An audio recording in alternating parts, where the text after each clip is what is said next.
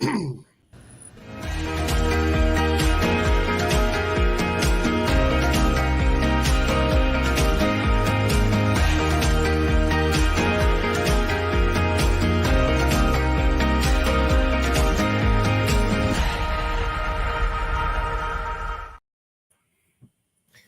good morning, good morning, good morning. You are watching the Couples Academy show, Ask the Experts, where we are here to answer your questions. My name is Roland, and I have Rod and I have Walter with us, sharing with us this morning. How are you gentlemen doing on this Good Friday? Doing well, Roland's Good Friday. Doing excellent, doing excellent. Glad to be here, especially as you mentioned this Good Friday and to be amongst great brethren as yourselves. Absolutely, absolutely. Hey, listen, before we get started, we want you to like, share, and subscribe. Let everyone know that we are here and we're here to answer your questions to get started with your day, with your week, to help you overcome situations that you might be going through.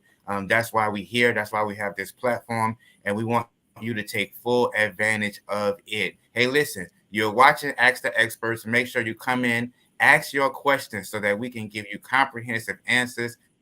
We have great practitioners on here, men serving you. And so that's what it's all about. So please let us know what questions you might have and what we can answer. I do have one question up. I'm going to have you to start out, Walter, and you follow up, Rod, if you would. We have a lost husband, 21. He says, how do I help repair the damages? My wife just spent 30 days in a mental treatment center due to the guilt, shame, and pain of her affairs. She had previous mental abuse from past relationships. Yeah, the first thing that I want to do is I want to commend this brother for even having the heart to want to do his part in helping to restore and repair her and to repair the relationship. Oftentimes, when the person that is the betrayed, they can become very cold and heartless when it comes to their part in the process of that restoration. And so I want to start with commending him in that. And next, I think that there's a whole lot going on here. So there's a lot of different things, but the first is just as you're doing, showing care and concern for your wife as an individual. As a person, as you mentioned, she's apparently had some trauma and some challenges from previous and past relationships. And so, as we like to share as practitioners, there's going to need to be some digging that takes place because these things precede your marriage and your relationship. So there are going to be some individual things that she's going to need to do. And that's actually combined with the second half of this is that there's going to be some individual work that you are going to have to lead out for yourself. We have to actually model often what that being healthy and whole looks like, and as an encouragement to our partner, and also too as a part of us leading out the work that needs to take place within ourselves. Obviously, there needs to be some forgiving, there needs to be some growing, there needs to be a reimagining and an envisioning of what your relationship looks like future forward, but also what that individual growth is going to look like. So again, I definitely commend you on wanting to do your part, but a major part of that is you leading out that individual work and leading by example. I agree with you, Walter. I mean, first, like you said, just commend this brother for identifying and making the decision that he wants to help, that he has a role to play in the relationship with his wife, even though he is the betrayed. I just like your wife. You guys reached out to get her the mental help, mental treatment that she needed. You guys can reach out to Couples Academy to help with the relational piece because the two of you guys cannot do this alone. Like Walter said, there's a lot of things going on here, a lot of things historically that has to be dealt with individually. I'm sure on your part, on her part, as Danielle liked to call it, that family marinade. And then obviously there's the issues that led up to the marital issues because they're always there that led up to the infidelity on her part. And then, of course, now you got the recovery piece and the complexity of her mental situation along with the complexity of the infidelity recovery process, you guys are going to need some help and assistance with navigating through that whole process. Absolutely. You both just pretty much summed it up. And I just would add just the fact that we have to have a level of empathy on both sides, especially the husband. You have to put yourself in her shoes, and make sure that you give a level of empathy, love, care, and concern that is overcompensating for where you all are right now, because she needs you. And likewise, you need her as well. But in order for it to really work, while the medical side of it is pretty much out of your hands, you want to support her in that treatment, but you also, to Rod's point and Walter, make sure that you get collective marital treatment for your marriage, because that's going to be key. And listen, because she went through something, because of the guilt and shame, that level of remorse, I commend her for, even having that, for what she has gone through or what she has put you through and the marriage through.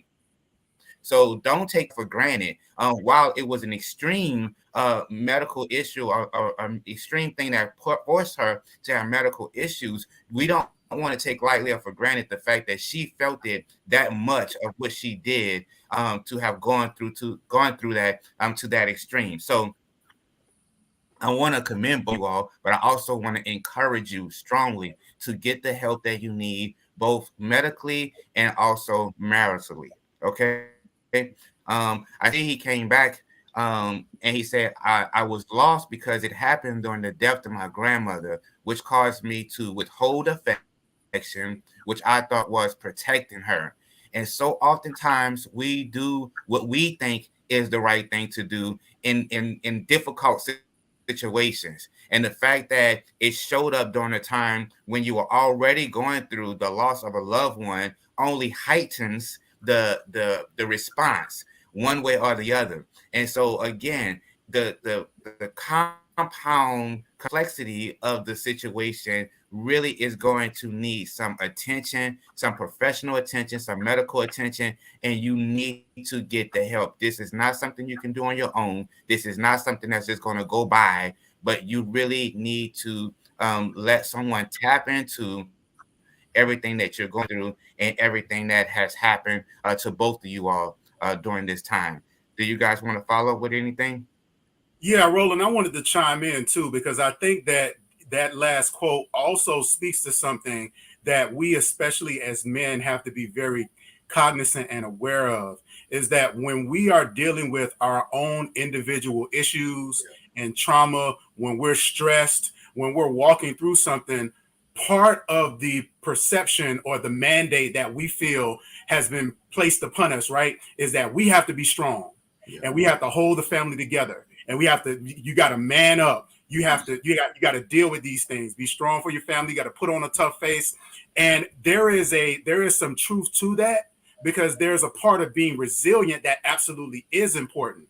But our spouses are designed to be not just our accountability partner, but also our intimate partner. So there should be things that I should be able to share with my wife. There should be some emotional releases. There should be some concerns, some fears. There's this phrase everybody use now called a safe space. And as a spouse, Mm-hmm. that should be a safe space. It should be an opportunity where I can really have a conversation, share my heart, be vulnerable, be transparent, without the threat of my manhood being on the line, without my masculinity being questioned. And so that quote really speaks to the importance of us as husbands leaning into and turning towards our spouse rather than turning away or just turning inward when we're under stress like that. Walter, Absolutely. I was going to say that made me think about the book His Brain, Her Brain, where it talked about how men compartmentalize very easily, and that's exactly what you're talking about. Um, Again, not don't want to generalize, don't want to be absolute, but many times when men are going through pain and heartache, we compartmentalize especially if we're in a role of husband or leader of a family, or even a position at work.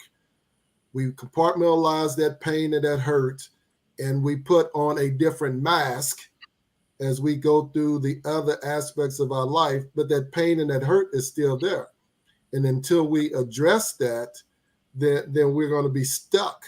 We're going to be limited to how we can show up for anybody else, and that becomes an issue in itself until we, to Walter's point, until we decide where our safe space is. Which, if it's in our marriage, you're absolutely right. I mean, our wife, if you're married, that should be the area of comfort, safe space, vulnerability zone, whatever you want to call it. That should be the one space that I can be my genuine self. I can be my complete self, and open up and share with my partner who is a part of me. So you're absolutely right, Walter. As men, we have to stop doing that and realizing that that limits us as far as how we show up, and limit whatever we touch, whether it's our marriage, whether it's our family, whether it's our community, whether it's our church, whatever you want to, whatever you are tied to, you're limiting yourself if you holding back. Absolutely. There's a book by Michael Basin, Men Cry in the Dark. And that's another side that we as men have to be willing to tap into, the vulnerability and the transparency of our manhood.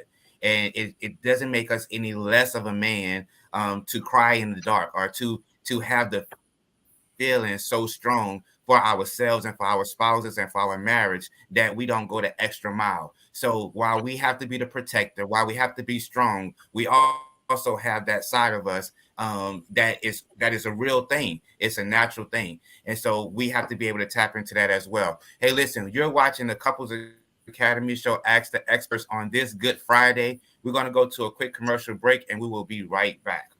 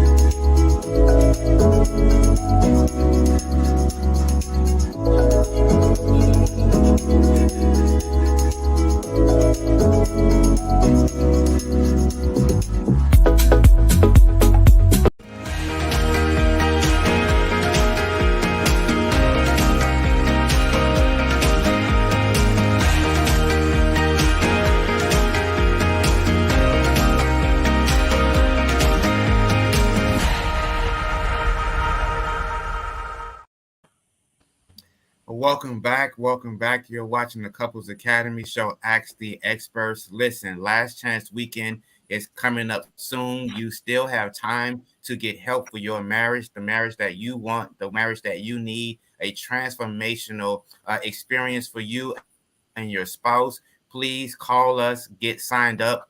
We like to keep the group small, but we are growing. And so those people are calling in to get help. Gift yourself the investment of your marriage and doing better for your marriage. Okay. Hey, listen, we got two questions that came in. The first one says, I feel so much anger and rage towards my spouse. Will this ever end? Rod, can you take that one away? Yeah, I would start out by understanding first why is the anger, why are you angry, and why is the rage going on. Um, and number one, it's I think a lot of times people want to dismiss a person's feelings or a right for a person to feel a certain way. So it's okay to have a feeling. It's okay to be upset. It's okay to be sad or lonely.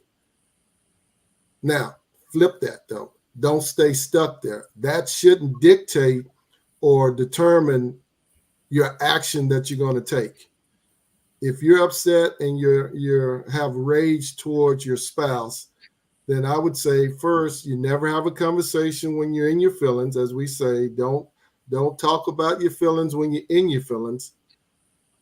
Number two, when you calm down and understand why you upset or why you have this rage, then you're ready to have the conversation with your spouse. Have the conversation with your spouse. Be honest and open. Share your feelings, share your thoughts, share the why, and be prepared to listen. Give your spouse an opportunity to respond to your feelings, to what you've just said, and be open to that explanation. Because many times it's a miscommunication, it's a misunderstanding. I'm upset about something that I feel like, because in my mind I've already played it out, that my spouse is intentionally trying to hurt me or or they are against me. But once you Mhm. start having that dialogue, that conversation, you understand that that was not the intention, that was not the motivation. And you begin to talk it through and get to a better place and a learning place. Because now your spouse sees and has found out something about you that they know that triggers my husband, or that puts my wife in a different mindset. Mhm.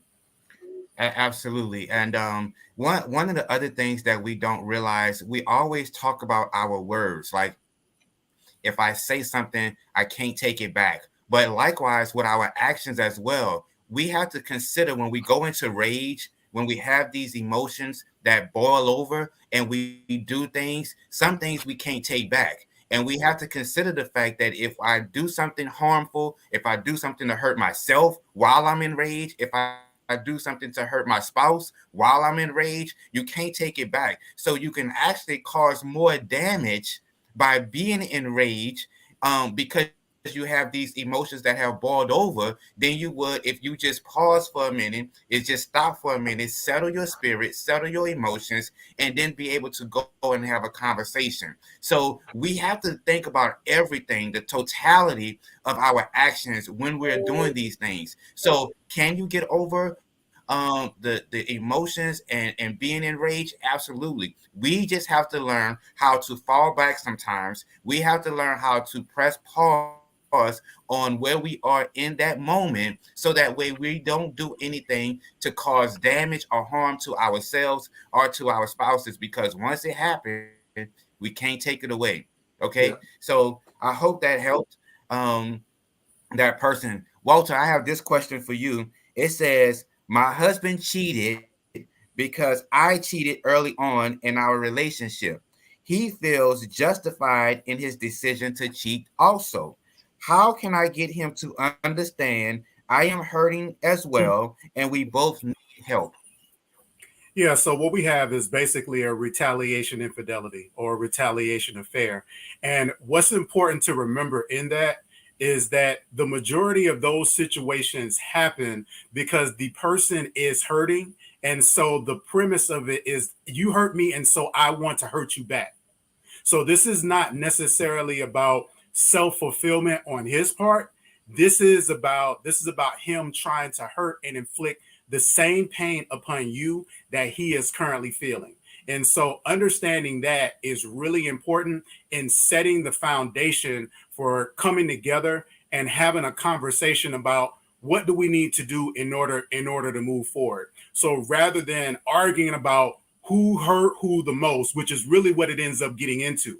It moves into this place of where you did it first, or you hurt me more, you had more partners than I did. So it becomes this contest, right? When it comes to the affair and the infidelity, when it should be about, look, this is why I did what I did, but this is what I want to have happen.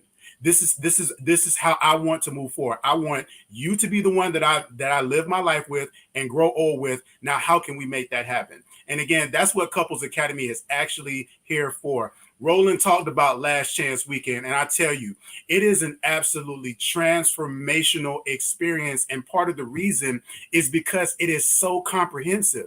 And because we find ourselves in these situations, right, where you're dealing with this infidelity.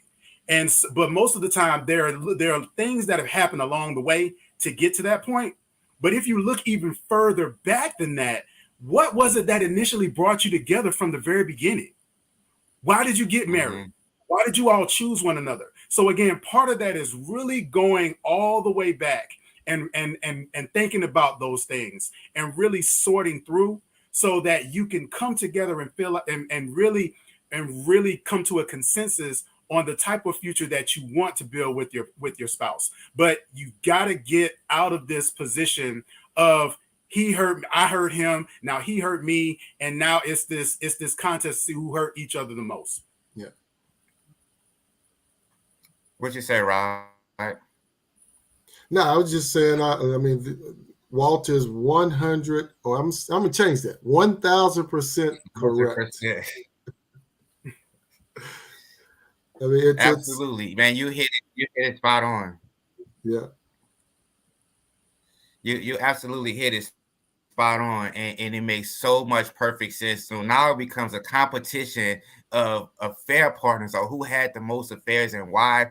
I cheated, you cheated, and we can use that same energy and not more, even more, to focus on one another, to build a stronger marriage, a stronger relationship, and stop letting the outside forces dictate our marriage and the direction that it goes in. So you hit it spot on, Walter. I had one more question to come in, and it says, my spouse affair partner works at his job. Every time he walks out the door, I feel anxiety. He says nothing is going on. I don't know what to do. How do we handle this situation? That's a tough one, and I'm gonna tell you from experience with different clients. There have been situations where, again, the the marriage has to come first, and when that is factored in, there's been situations where clients have, spouses have had to change jobs, change careers. There's been times where they even had to change locations. So, from the standpoint of what's best for the marriage, that's the decision that has to be made.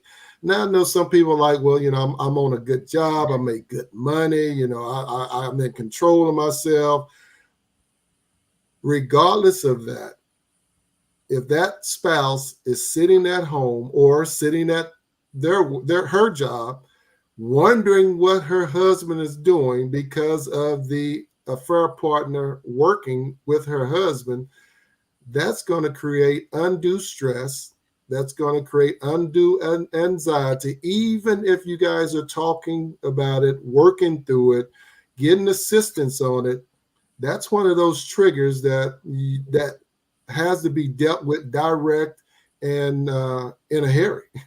quick, fast, and hairy, as they say. Yeah. For those of us, I know that the three of us are brothers in Foundry. What I will say is compass number 3, uh, rule number 2, Yeah. rule number 2. And so, and for those of you who don't know what that is, what do you want?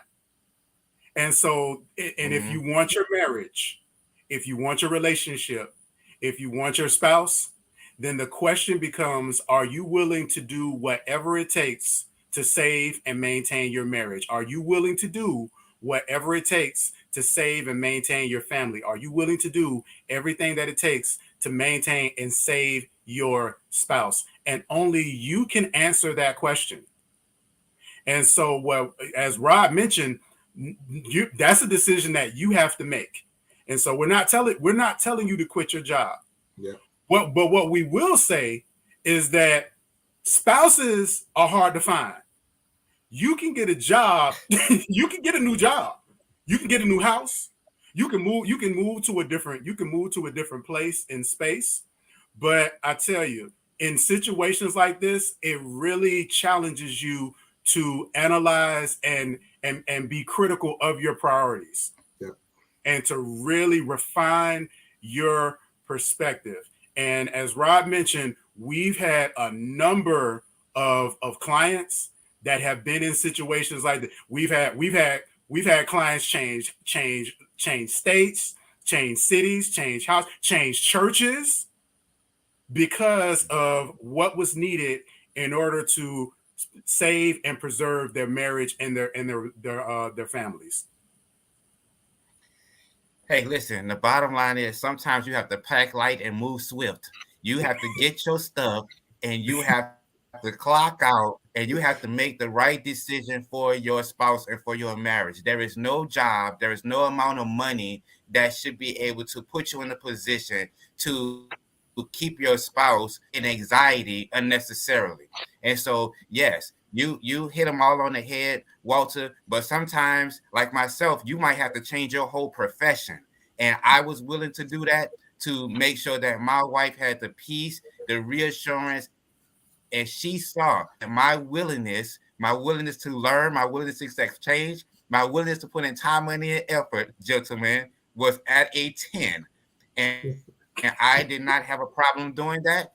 And she knows it. And so for that matter, you might have to make some big adjustments. But I promise you, when you make that adjustments for yourself, when you make that adjustments for your family, you open up the world of possibilities of the favor that will be showered upon you because you made that decision. So I just want to encourage you to consider those things. We have another question that came in, gentlemen, and Darnell Thompson says, "How do I deal with agonizing guilt and depression from the mistakes that I've made?" We got 3 Foundry brothers on here. I'm gonna let one of y'all jump at it first, and that's gonna close us off. He says, "How do I deal with agonizing guilt and depression from mistakes that I've made?"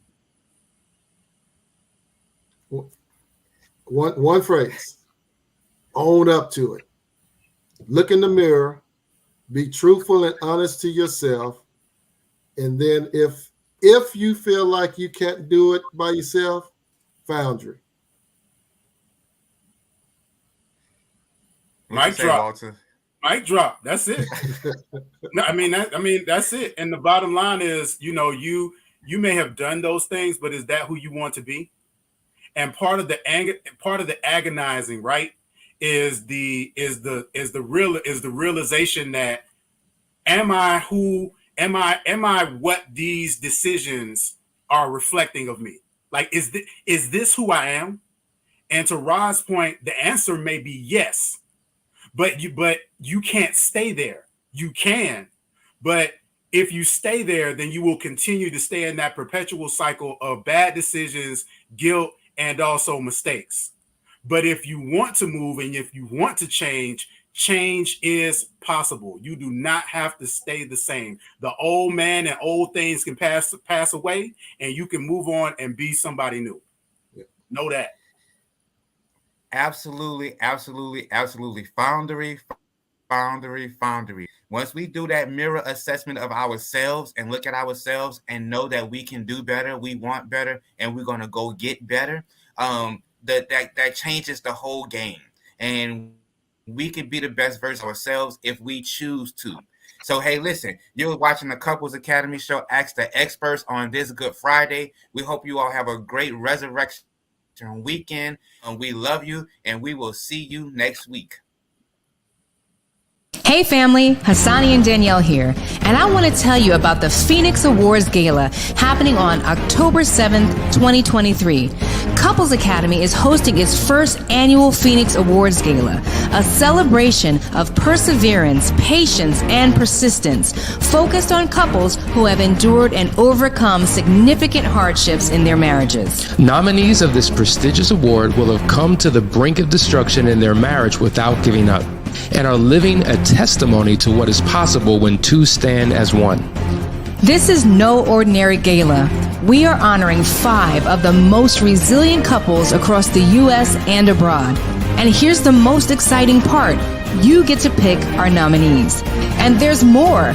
Wear your most exquisite gowns and black tie ensembles and prepare for a 50-foot red carpet, cocktail reception, dinner, live music, and dancing. We're going to raise the roof and the standard for marriages on October 7th, and we want you to be there. For tickets, go to couplesacademy.org/events.